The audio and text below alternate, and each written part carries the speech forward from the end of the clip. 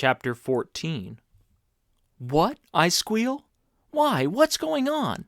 I fight the urge to jump to my feet and rush over to the computer, as if that would achieve anything. Well, it's a bit of a long story.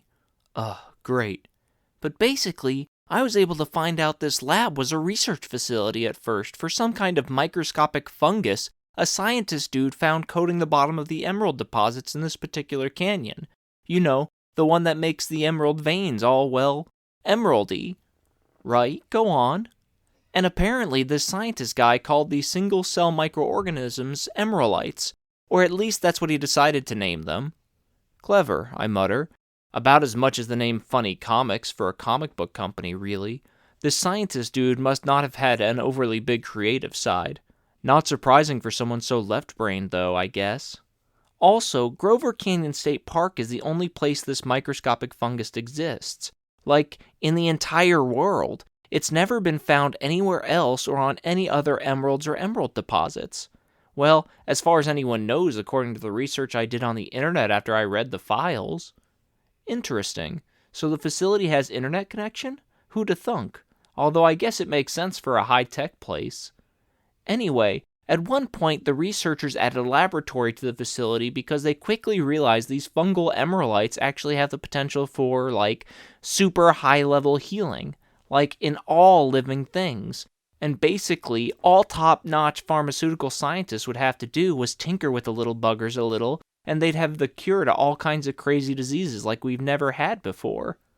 Like what kinds?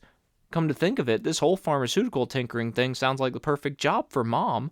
Not that she hadn't already had the perfect job before oh, Mom. Just thinking about her immediately stirs up an intense achiness in my heart, and I try my best to shove it away. I still can't believe she's gone, and that she and Dad really aren't here anymore. Cancer, AIDS, diabetes, Parkinson's, pretty much everything. At the end of the day, the emeraldites would be like the ultimate pharmaceutical medicine ever invented in the history of mankind. Super E, they decided to call it. Whoa, that's insane, and extremely awesome. Definitely something Mom or her company would have loved to come up with, and now they'd never get the chance. So I'm guessing they hired Magnum Health to do that?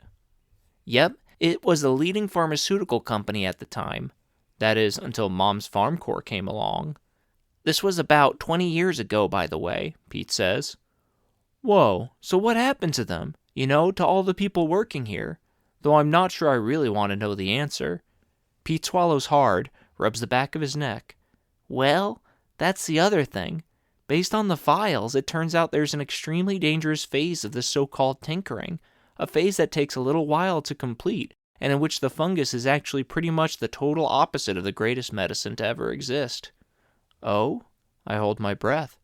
This can't be good, not at all. Yeah, in this particular phase, the emeraldites are basically an insanely lethal and infectious disease. I mean, like, if they were to somehow break out of this lab during this phase, they'd spread and wipe out the entire world's population within just a few days. Not just that, they'd kill every single living thing, period. There would just be no way to avoid it. Holy crud, that's even more insane. Now I do pop to my feet. Is that what happened down here then? Is the fungus around right now? Please tell me that's not the case. I clasp my hands to my face, my whole body tensing. It feels like my veins are about to burst. Pete puts up both his hands. Whoa, calm down. I honestly don't think that's what's going on here. Huh, really? You don't think? You don't think, Pete? I'm sorry, but I don't think that's a good enough answer for me. Sandy, really, calm down. Let me explain. I remove my hands from my face and plunk back down on the sofa, tension drifting away from my body in bulbous knots. I guess if Pete's not overly worried, I shouldn't be either. All right, well, if the medicine's that dangerous, I'm surprised Magnum Health even decided to give creating it a try at all. He shrugs his puny shoulders. Yeah, I guess they thought it was worth the risk. So that's why there's so much security here. Obviously not the room next door, but the fact this whole facility's underground and that special clearance is needed just to enter the actual lab itself. You know, where they must do or did the official tinkering. Pete must figure where my mind is going because he says, believe it or not, It also explains why the police shot at us and why government helicopters tried to toast all of Grover Canyon State Park a couple of hours ago. Really? So that was all related.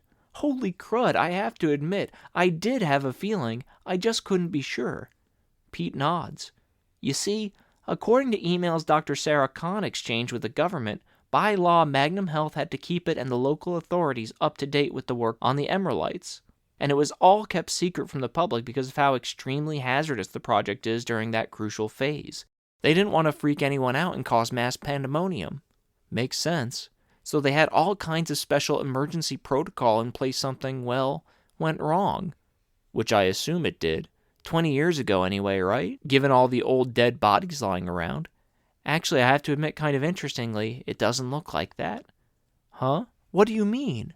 Well, the Emeraldites that are in that incredibly hazardous infectious phase, if you become infected yourself, they basically eat away at your body, you know?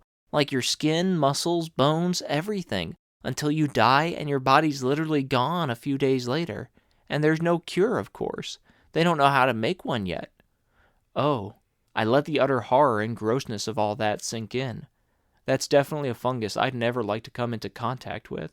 Not that I'd like to come into contact with any fungus, really, but still. So, I say, you're basically saying there couldn't have been an Emeraldite outbreak down here because none of the corpses would even be here right now. Like, at all. They would have been completely eaten away until there is literally nothing left. Pete nods slowly, his eyes extra wide and intense. He rakes a hand through his overly disheveled black hair and then lets it drop back to his side. Exactly. You see, Sandy? The Emeraldites didn't kill all those people. Something else did.